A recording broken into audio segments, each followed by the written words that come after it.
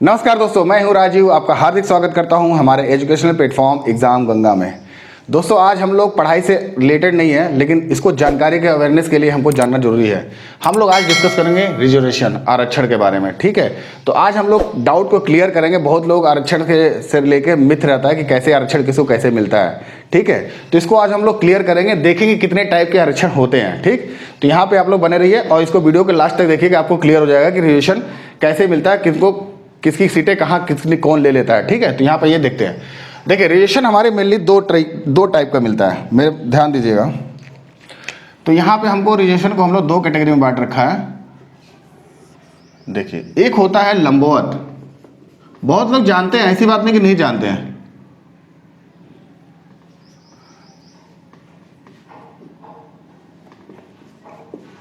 लंबवत रिजर्वेशन जिसको हम लोग क्या बोलते हैं, वर्टिकल रिजर्वेशन। अभी क्लियर करते हैं क्या होता है। एक होता है क्षैतिज, यानी कि हॉरिजॉन्टल।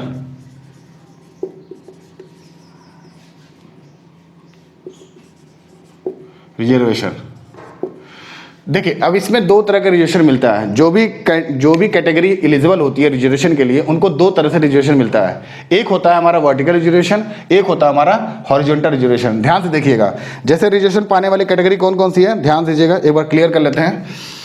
जैसे SC, schedule caste, schedule tribe, OBC, backward जिसको हम लोग बैकवर्ड बोलते हैं, और EWS सेक्शन जो नया हमारा ऐड हुआ है, EWS यानी इकोनॉमिकल वीकर सेक्शन। ठीक, इनको मिला हुआ है। अब कितना कितना मिला इधर भी देख लीजिए, 36 में भी देख लीजिए। जैसे 36 में कौन कौन से आती हैं, जैसे हमारी महिलाएं आ गई। ठीक है, महिलाओं को ध्यान दीजिए, 36 में अभी क्लियर करेंगे कैसे इनको 36 में मिला हुआ। भूतपूर्व सैनिक है, या हमारा हैंडीकैप बच्चे होते हैं जो स्टूडेंट्स होते हैं, उनको कैसे कैसे मिला। तो पहले हम लोग मेनली इन्हीं कैटेगरी को जानते हैं। ठीक है, देखिए इसमें हमारा SC का कितनी सीटें होती हैं, रिजर्व होती हैं। अभी हम एग्जाम्पल के साथ समझेंगे। तो SC की कितनी होती है, 15%। ठीक, ST की कितनी होती है, 7.5%। OBC की कितनी होती है, 27%। और EWS की कितनी होती है, 10%। इसको एग्जाम्पल देखते हैं। अगर कोई वैकेंसी आती है, ठीक, कोई वैकेंसी आई, उसमें मान लीजिए आपकी 100 सीटें हैं, 100 सीटें पे अगर वैकेंसी कोई आती है, मेरी बात समझें, तो उसके हिसाब से 15%, 100 में से 15% SC बच्चों की सीटें चली जाती हैं। ST बच्चों के लिए क्या होता है, 7.5% चली जाती है। जो OBC बच्चे होते हैं उनको कितनी चली जाती है, 27% चली जाती हैं। और EWS कितनी चली जाती है, हमारा 10%। ये टोटल कितने हो गए मिलके, ये हो गए हमारे 59.5%। और बाकी जो सीटें होती हैं हमारी क्या होती हैं, अनरिजर्व होती हैं, यानी अनरिजर्व, यानी कि ये करीब करीब हमारी है 40 सीटें मान के चलिए, क्योंकि इसको 60 मान लेते हैं, इसको 40 मान लेते हैं। ठीक है, ये सीटें क्या होती हैं, अनरिजर्व होती हैं। तो 60 सीटें हमारे रिजर्व है। और एग्जांपल के तौर पे देखेंगे तो जो 60 सीटें हैं वो हमारी रिजर्व कैटेगरी में है, और जो 40 सीटें हैं वो अनरिजर्व है, इसमें भी देखेंगे। अब देखिए इन दोनों में अंतर क्या है। देखिए, जब 100 सीटें की सीटें आती हैं, ठीक है, जब जैसे वैकेंसी की एग्जांपल लेते हैं, 100 की अगर वैकेंसी आई है तो उसमें आपने 15 बच्चों को दे दिया, 7.5 ST को दे दिया, OBC को 27 सीटें दे दिया, EWS के 10 दे दिए, और बाकी जो 40 सीटें हैं ना, वो क्या हो गई, हमारी अनरिजर्व हो गई। अनरिजर्व का मतलब ये होता है कि ये सीटें रिजर्व नहीं है, अनरिजर्व है। इसमें जनरल भी आते हैं और वो बच्चे भी आते हैं इनमें से जो जनरल का कट ऑफ बीट करते हैं, हायर रैंक वाले बच्चे होते हैं, वो इनमें भी आते हैं। यानी 40 सीटें क्या होती हैं, उसमें SC का भी बच्चा आ सकता है, ST का भी आ सकता है, OBC का भी आ सकता है, EWS का भी आ सकता है, और जो जनरल बच्चे होते हैं वो भी आ सकते हैं। ठीक है, ये होता है हमारा वर्टिकल रिजर्वेशन। अभी क्लियर नहीं हो रहा होगा आपको, अभी मैं समझाता हूँ। जैसे क्या होता है कि मेरिट किसी बच्चे की SC ST के मेरिट मान लीजिए 60% गई, ठीक है, जनरल के मेरिट मान लीजिए 75% गई, OBC के मान लीजिए 65% गई, ST की मान लीजिए 55% गई, जितना भी गई, जिस हिसाब से जाती है, नॉर्मली मैं बता रहा हूँ। तो अगर बच्चा जैसे जनरल की सीटें क्या होगी, जनरल में क्या हुआ, अगर मेरिट गई 75% की, मेरी बात समझ रहे हैं, ध्यान से देखिएगा, 75% है, तो वो हमारी जनरल सीटें हो गई, जनरल की कैटेगरी हो गई, अनरिजर्व की कैटेगरी हो गई। और इन्हीं कैटेगरी में से कोई बच्चा जो पढ़ने में मतलब अच्छा हो, अगर उनकी रैंक 75% प्लस होगा, उसकी नंबर जो होगा 75% से ज़्यादा आया है, उसकी मेरिट 75 से ज़्यादा होगी, तो वो एसटी का जो एससी का बच्चा जो सीट होगा, एक एग्जांपल एससी का लेके चलते हैं, एससी का बच्चा जो अपने कैटेगरी से छोड़ के वो सीधे अनरिजर्व कैटेगरी का सीट ले लेता है, ठीक है। और ये कैटेगरी का सीट जो एक होता है, जो 15 है ना, टोटल जैसे 15 सीटें मिली, तो वो सीटें आके कहाँ पे ले लेगा, ये जनरल के 40 सीटें अनरिजर्व की सीटें में चलाएगा। कैंडिडेट सीधे जंप करेगा क्योंकि उसकी हायर मेरिट रही है, तो जंप करके सीधे कहाँ चला गया, अनरिजर्व कैटेगरी में। ऑलरेडी एक एससी का बच्चा किस में आ गया, 40 वाले पे सीट में, जो 40 सीटें बची हैं। तो ये पहले जितना 15 सीटें थी तो इधर जंप कर गया, एक इधर चला गया, और ये 15 का 15 फिर से वैकेंट हो गया, यानी अब ये सिर्फ एससी की सीटें रह गई। मेरी बात समझ रहे हैं, एससी की सीटें रह गई, तो यानी कि 15 बच्चे यहाँ, एक अनरिजर्व में चला गया, तो 16 बच्चे सेलेक्ट हुए इस तरह से। इसी तरह एसटी का भी बच्चा कोई जनरल मेरिट को बीट कर जाएगा तो उसका भी कैंडिडेट क्या आ जाएगा, जनरल की सीटें, यानी 40 की सीटें में आ सकता है, अनरिजर्व सीटों में आ सकता है। इसी तरह ओबीसी में आ सकता है, इसी तरह ईडब्ल्यूएस का भी बच्चा जनरल की सीटों में आ सकता है। ध्यान से तो समझ रहे हैं मेरी बात। और जितने बच्चे और बाकी जो जनरल बच गए, जनरल वाले तो जनरल में जा ही रहे हैं, उसकी कोई इशू नहीं है। और ये जैसे बाकी जैसे 15 सीटें, 7.5 सीटें, 27 सीटें, 10 सीटें, ये सीटें इनके जंप करने के बाद भी इतना सीटें रिजर्व रहेंगी उनके लिए। ऐसा नहीं है कि वो सीटें वैकेंट हो गई तो कोई भरे ना जाएंगे। जैसे 15 बच्चे, एक एससी का बच्चा इसमें आया, तो ये 15 + 1 16 सीटें हो गई एससी की। एसटी के बच्चा का 7.5 है, ठीक। अगर एक बच्चा इधर कैंडिडेट जंप करके हायर मेरिट में चला गया तो 7.5 उसकी पहले ऑलरेडी थी, एक बच्चा यहाँ 8.5 की सीटें चली गई उसकी, ठीक। इसी तरह 27 सीटें हैं तो 2 बच्चे चले गए तो 29 सीटें हो गए, तो 2 बच्चे इधर और 27 ऑलरेडी रिजर्व है। ये होता है हमारा वर्टिकल रिजर्वेशन, ठीक। अगर यही देखिए यहाँ पे हॉरिजॉन्टल की बात करें, मेरी बात समझ रहे हैं, ये वर्टिकल कॉन्सेप्ट करना है, जो हायर मेरिट में जाएगा वो अनरिजर्व सीटों में चली जाएगी।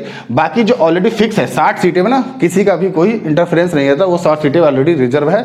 हाँ, ये अच्छे मेरिट पा के अगर इस रैंक में आ जाते हैं, जनरल वाले अनरिजर्व वाले रैंक में आ जाते हैं, हायर रैंक में आते हैं, तो वो अनरिजर्व की सीटों में चले जाते हैं, ठीक है। इसी तरह देखिए हमारा जो हॉरिजॉन्टल रिजर्वेशन होता है, तो इसको समझिए। यहाँ पे जस्ट थोड़ा सा डिफरेंस है। अगर बच्चा 100 सीटें आई तो एससी का अगर 15 है, ठीक, एसटी का अगर 7.5 सीट है, 7.5% है, ओबीसी का कितना है हमारा 27% है, और ईडब्ल्यूएस का कितना है हमारा 10% है। इसका कहने का मतलब ये 36 में अगर बच्चा अपना कैटेगरी में फॉर्म भरता है और कैटेगरी में सेलेक्ट होता है, चाहे वो बच्चे का जनरल मार्क अनरिजर्व से भी हाई हो, अगर मान ली उसका कोई एससी का बच्चा, उसका 85% में मार्क आ गया, यानी जनरल से भी आगे चला गया, यानी हायर रैंक में है, फिर भी उसकी सीट ना इसी एससी की सीट में गिनी जाएगी। मेरी बात समझ रहे हैं, यानी कि 15 सीटें फिक्स है तो 15 सीट में ही कैंडिडेट गिना जाएगा। 16वां सीट नहीं ले सकता, वो अनरिजर्व की सीट नहीं ले सकता। अगर उसने 36 जो हमारा हॉरिजॉन्टल रिजर्वेशन है उसमें अगर लाई करता है तो। अब वो डिपेंड करता है गवर्नमेंट किस तरह की स्कीम से, किस तरह की कौन सा अपना हॉरिजॉन्टल रिजर्वेशन दे रही है कि लंबवत। ज़्यादातर हमारा कौन सा पैटर्न चल रहा है, वर्टिकल रिजर्वेशन ही चलता है। ये कुछ स्टेट जो है ना इसको भी अप्लाई करती हैं, ठीक। तो मेरी बात समझिए, अगर एसटी का बच्चा कितना भी हायर टॉपर हो वो अपने 15 सीट में ही रहेगा। एसटी का बच्चा भी कितना भी ज़्यादा अच्छा रैंक आ जाए लेकिन 7.5 में ही लाई करेगा, अपने कैटेगरी के अलावा अनरिजर्व सीटों में नहीं जाएगा वो, ठीक है। यानी कि टोटल मिला के अगर 60% सीटें हैं तो 60% सीटें में यानी 60 सीटें उनके लिए रिजर्व है, चाहे वो उनकी मेरिट कितनी हाई क्यों ना चली जाए, ठीक है। अब वो अनरिजर्व है तो अनरिजर्व में ही रहेगा, मतलब जिसने क्या हुआ कास्ट सर्टिफिकेट नहीं लगाता है तो वो अनरिजर्व कैटेगरी में आता है, तो सारी 40 सीटें किस में आ जाएगी, अनरिजर्व में सीटें में आ जाएगी। तो हॉरिजॉन्टल में क्या होता है 40 सीटें अनरिजर्व, वो भी रिजर्व है, उसमें और कोई कैटेगरी का बच्चा नहीं जा सकता है। इस तरह से बात समझ रहे हैं। तो इस तरह से हमारा काम करता है वर्टिकल रिजर्वेशन और हॉरिजॉन्टल रिजर्वेशन। और देखिए महिला जो होती है ना, फीमेल की बात कर रहा हूँ, यहाँ पे लिख लेता हूँ।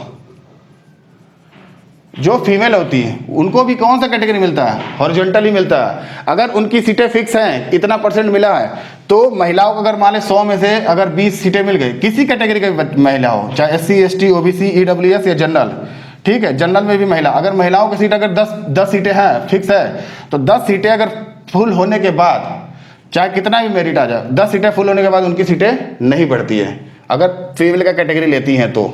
मेरी बात समझ रहे हैं। इसी तरह हमारा भूतपूर्व सैनिक का भी कैटेगरी आता है, वो भी इसमें किस में आता है, हॉरिजॉन्टल में आता है। जो हमारे क्या बोलते हैं हैंडीकैप बच्चे होते हैं वो भी किस कैटेगरी में आते हैं, हॉरिजॉन्टल रिजर्वेशन उनके ऊपर लगता है। और हमारा कौन से आते हैं हमारे जैसे हमारा स्वतंत्रता सेनानी वाले बच्चे होते हैं वो भी किस कैटेगरी में आते हैं, हॉरिजॉन्टल रिजर्वेशन में लेते हैं। तो इस तरह से हमारा थोड़ा सा छोटा सा टॉपिक था वर्टिकल रिजर्वेशन का और हॉरिजॉन्टल रिजर्वेशन का। तो इस तरह से मेरा कॉन्सेप्ट क्लियर समझ में आया, जो भी मैंने बताया कॉन्सेप्ट क्लियर होगा कि किस तरह से। अब वो डिपेंड करता है कौन सा स्टेट किस तरह का लगाती है, वो आप लोग सर्च कर सकते हैं अपने अपने स्टेट का, तो आप उस तरह से आइडेंटिफाई कर सकते हैं कि आपको किस तरह का रिजर्वेशन मिलता है।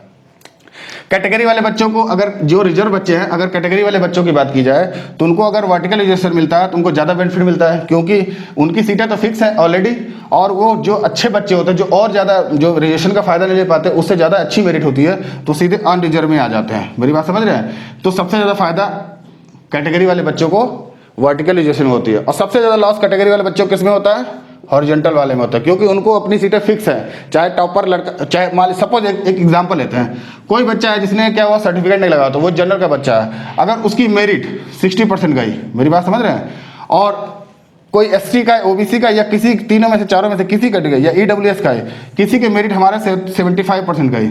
अब सोचिए 60% बच्चे वाले का नंबर हमारे अनरिजर्व सीटों में फिक्स हो जाएगी, बट 75% पाने वाला बच्चा ही अपने कैटेगरी में रह जाता है, और वो अपनी सीटें खाली नहीं छोड़ पाता, क्योंकि अपनी सीटें में ही रिजर्व सीट का कवर कर लेता है। तो इस तरह से हमारा रिजर्वेशन का कॉन्सेप्ट क्लियर होगा। अगर हमारा बताया कॉन्सेप्ट अच्छा लगा तो वीडियो को लाइक करिए, चैनल को सब्सक्राइब करिए। इसी तरह इन्फॉर्मेटिव वीडियो और भी मिलती रहेंगी। सब्जेक्ट के अलावा भी मैं आपको कुछ ना कुछ टॉपिक्स के रिलेटेड वीडियो देता रहूँगा, जो छोटे छोटे कॉन्सेप्ट आपको कन्फ्यूजन करती है उसको देते रहूँगा। तो ठीक है, मिलते हैं फिर नेक्स्ट वीडियो में, तब तक के लिए धन्यवाद।